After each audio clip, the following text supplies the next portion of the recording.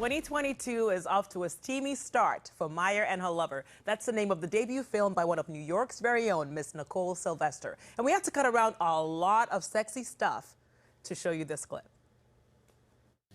So, tell me about this man friend. I'm old enough to be your aunt. He's just a baby. I think he's 22. Well, I'm not like most men my age, or any age. I'm not some lonely old cougar looking for some young stud to take care of. Dinner was on me today. Oh, nah, I got my... Is that why you're just like somebody out of Love and Hip Hop? What's wrong with my outfit? It's a little young, don't you think? Maya and her lover has been making the rounds on the film festival circuit, where it's been generating a whole lot of buzz. Writer and director Nicole Sylvester joins us this morning to share the inspiration behind this movie. Please welcome a woman of many talents, Miss Nicole Sylvester. Thank you. I'm so happy to be here. Oh, we're happy to have you because, as I told you, I already saw the movie. I saw it over the weekend because I knew you were coming on. We know Stella got her groove back, but Maya is making moves on a 22-year-old. So talk to us about the inspiration for this film, how it came about, and we love actually having New York as a backdrop, but we'll get to that in a bit. Okay. So for me, I've been a filmmaker for a long time, but I've been producing mostly for other people, and I wanted to get back to directing, which was the goal.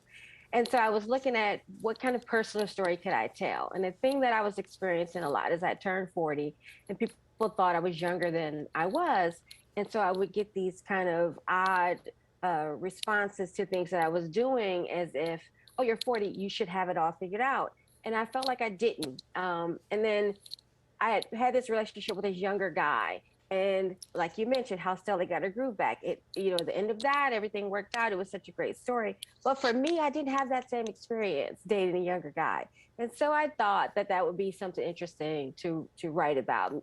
Turning 40, how some women, may feel during that time who don't necessarily have everything figured out, and then kind of throw in a steamy relationship with a younger guy to kind of just play off of that age difference, between a younger person who's still expected to be figuring it out, while an older person maybe is supposed to already have that in place.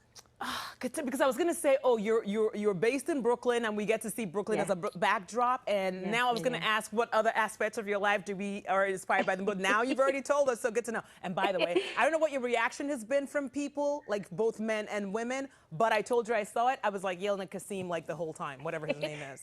People are mad at Kasim a lot, but people also love him because I think they realize that he is also in the midst of just trying to work it out. He's a work in progress, like, as he likes to say in the film. Mm-hmm. And so I think by the end, they're accepting of him, but they're very angry at him. And I can say that a lot of things that he said are things that I have heard other young men say. So, you know what I mean? So it's not far from, it's fiction, but it's still kind of factual. Yeah, and what I also love about the movie is how you show us her backstory and her relationship with her family, so you understand why she's reacting how she reacts or doing what she's doing, because you also always, it's like you always hear that voice in your head from what happened in the past, and it always flashes back. So I thought that was brilliant, you doing that.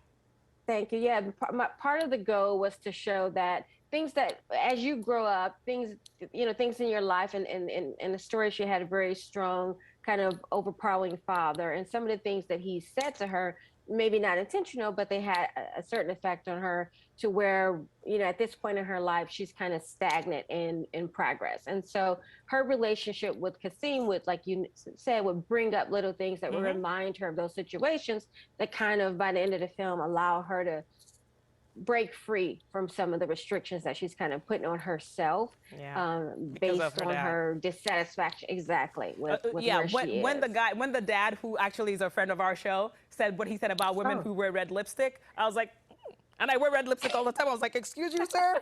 Anyway, okay, so when we say you are a woman of many talents, we mean many, because when you're not writing or directing your own movies, like you mentioned, you're working on other major films like Venom 2 and the series Harlem. So now that we're in 2022 and you've had your hands in different things and been a part of this industry for a long time, what are your hopes and goals for this new year and beyond?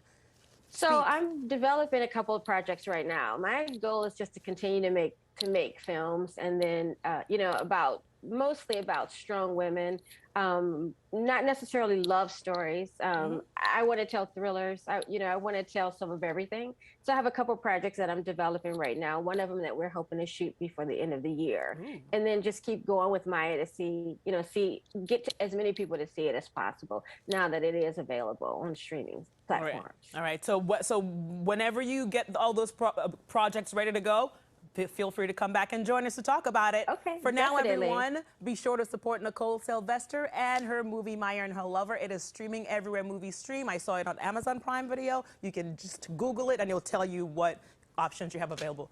Such a pleasure to meet you. Thank you. Nice meeting you as well. All right. I'll stalk you later. Okay. Bye.